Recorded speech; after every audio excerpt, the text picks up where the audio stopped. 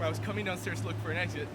And what do you know, Obama's just walking right there. So he passes me. I'm like, Mr. President, can I shake your hand? He's like, of course he can. He's one of the most personal people right off the bat. It was unreal. It's crazy.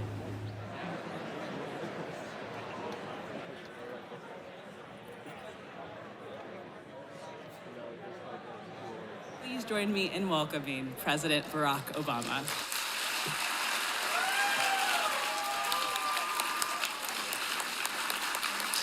It is great to be in California and back in beautiful Palo Alto.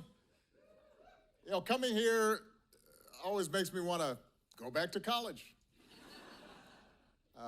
Although an 18-year-old Barack Obama would not have gotten in. Indeed, one of the biggest reasons for democracy's weakening is the profound change that's taken place in how we communicate and consume information. We see that our new information ecosystem is turbocharging some of humanity's worst impulses. Not all of these effects are intentional or even avoidable.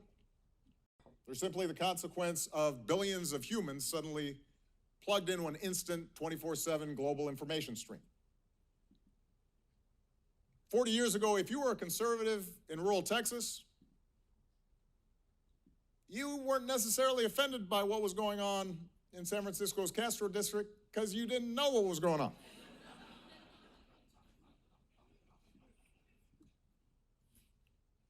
If you lived in an impoverished Yemeni village, you had no insight into the spending habits of the Kardashians. For some, such exposure may be eye-opening, perhaps even liberating, but others may experience that exposure as a direct affront to their traditions, their belief systems, their place in society. It's that in the competition between truth and falsehood, cooperation and conflict, the very design of these platforms seems to be tilting us in the wrong direction. In the tech community, soon to be in the tech community, not just its corporate leaders, but employees at every level have to be part of the solution. This may seem like an odd example, and forgive me, you vegans out there, but if a meat packing company has a proprietary technique to keep, say, our hot dogs fresh and clean, they don't have to reveal to the world what that technique is. They do have to tell the meat inspector.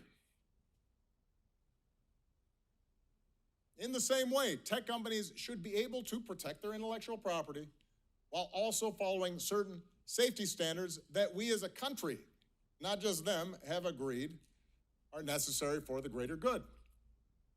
And to the employees of these companies and to the students here at Stanford who might well be future employees of these companies, you have the power to move things in the right direction. You can advocate for change, you can be part of this redesign, and if not, you can vote with your feet and go work with companies that are trying to do the right thing.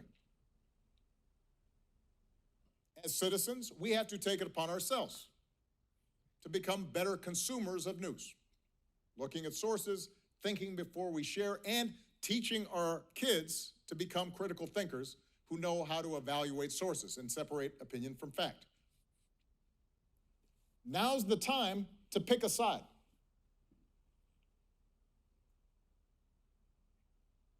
We have a choice right now. Do we allow our democracy to wither? Or do we make it better? That's the choice we face. The internet is a tool. Social media is a tool. At the end of the day, tools don't control us. We control them, and we can remake them.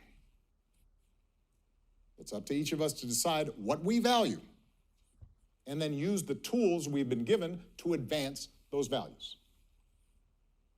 And I believe we should use every tool at our disposal to secure our greatest gift: a government of, by, for the people, for generations to come. And I hope you agree with me. And I look forward to you joining in the work.